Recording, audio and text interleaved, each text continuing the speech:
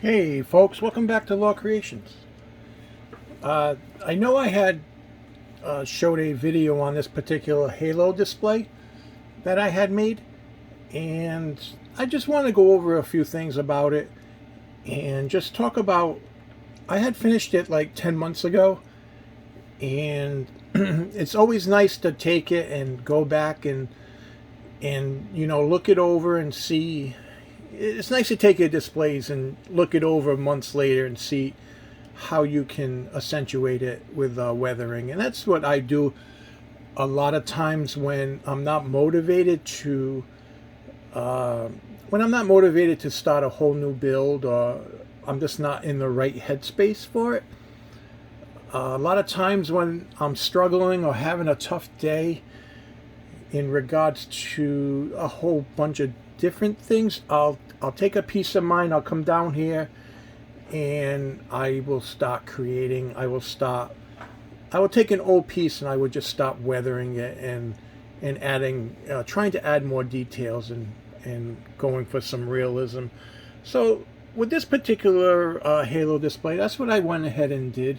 If you go back to my video 10 months ago, you'll see a pretty good difference between that one and then how this particular, it's the same display, but how I approached the weathering and made it look a little more weathered, run down, realistic type of.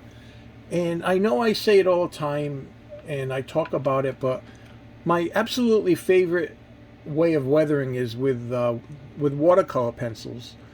A lot of it is with AK Interactive watercolor pencils, and this one here you can tell I really enjoy because it's almost it's running down pretty good. But I would say any kind of watercolor pencils. I mean, the AK Interactive has quite the range, and they're all intended for weathering. But I have a whole set of Derwent Inktense pencils as well, and it says Inktense because the color is very intense. So there's a little play on words, but these are very vibrant. These are very, they just really pop on a diorama. And I absolutely love weathering with watercolor pencils.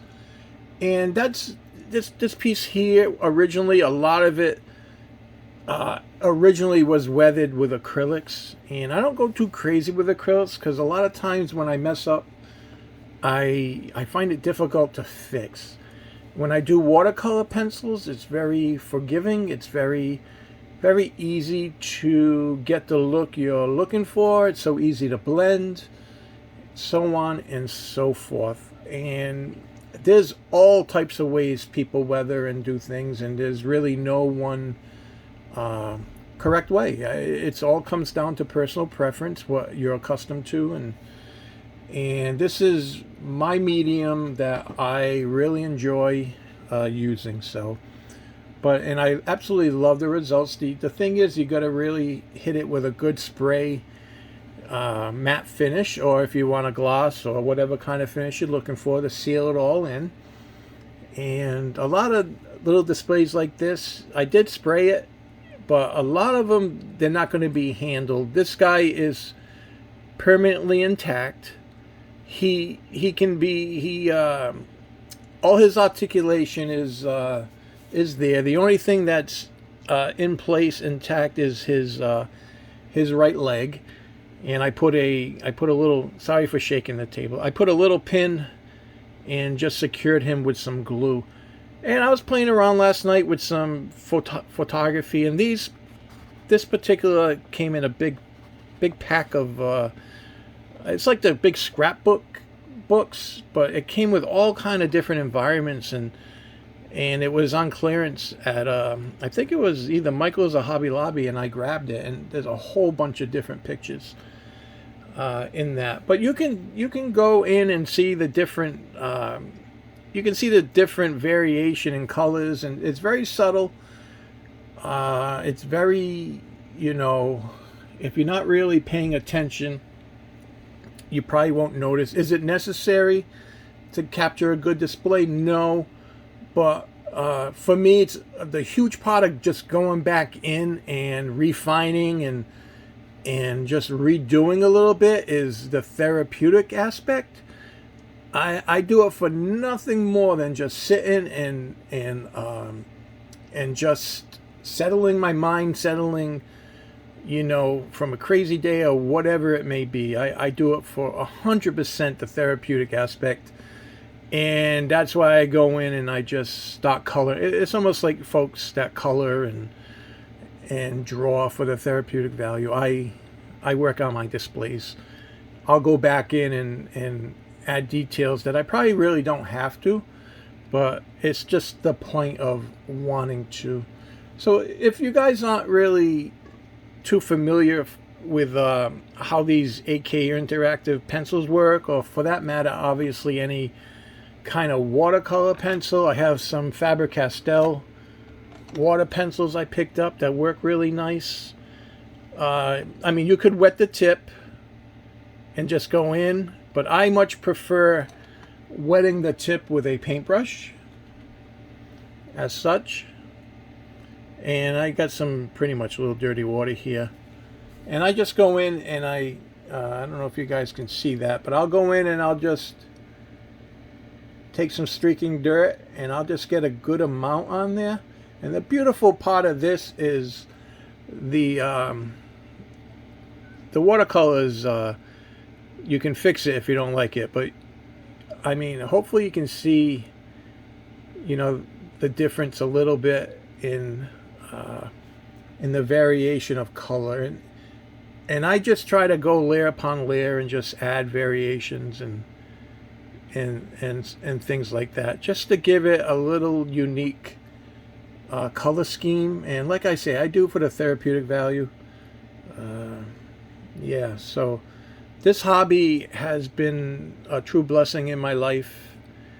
It's something I found when I was struggling and going through a difficult time, and I know you guys heard my story, but I can't tell you how much creating has been a part of my healing and a part of my recovery, just in general.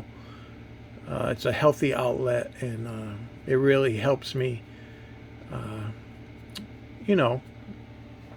go through the day with some strength and some stability. And it's just a little piece of the puzzle for me. It's a healthy outlet. So that's what I like to do. I just like to go in and add a little different variation colors. Right here is excuse me, very sorry about that. Right here is AK Interactive Rust, another one of my favorite colors. AK Interactive comes with different rusts. It comes with a light rust, medium rust, and a dark rust. So I just come in and I just take a, I don't know if you guys can see that. I'll take a little bit of a color, and I'll just come in and accentuate some of the rust. And I am very tedious, like I say. My approach isn't everybody's approach. We all do things for different reasons. But I mean, this here last night I worked on for probably 2.5 hours, just going in and just going in and accentuating things. And if I lay something down and I don't like it, I can always, or if it's too dark, I can just wet my brush and I can blend it out to make it look a lot more subtle. Doesn't have to be bam right in your eyes. That gives you an idea. If you guys can see that, hopefully you can. And you just go in and you blend it, and later on when it dries, if you don't like it, you can go ahead and fix it. But what I'll do too is, I'll over here, I could run a little bit down over here, a little bit of rusting effect, because try to keep it uniform with the pipe, maybe the way it drips down, maybe the rust drips down there, and so on and so forth. So this is just a quick little video. I just wanted to show you, a little bit of the madness of the way I think and the way I create. A lot of people just go in, just want to get it done because they're in a rush, and they have to meet a time frame for commissions and things like that, which is perfectly acceptable and more the norm than not. For me, I'm a little bit out of the norm because of the way I approach and how much time I will spend on a display. And I can show you another piece here that I use weathering pencils on, and I've shown this before in the past. It's just a old rusted door that I had created, and all this is made out of foam, obviously, except for the chain. Even the lock there I tried to make out of foam and make it look halfway presentable. And the rivets are just made out of some beads. That's not made out of foam. But yeah, but all that weathering was created with weathering pencils and then sealed. So give you a better idea to see the whole thing. But you do get some really nice results. I'm going to go in on this one next. And my window. That window, the wood frame, all that was with weathering pencils before I put it in place over here.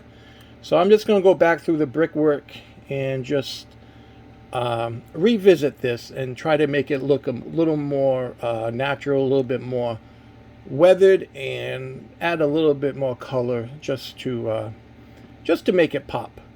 So yeah, just a quick video, folks, and I really hope you like the video. If you do like it, if not, you can move along, and if you want to comment, please feel free. And I always appreciate folks commenting. I always try to reply. And if you like this video, please subscribe and share. All right, folks, you guys enjoy the rest of your day. Thanks for watching.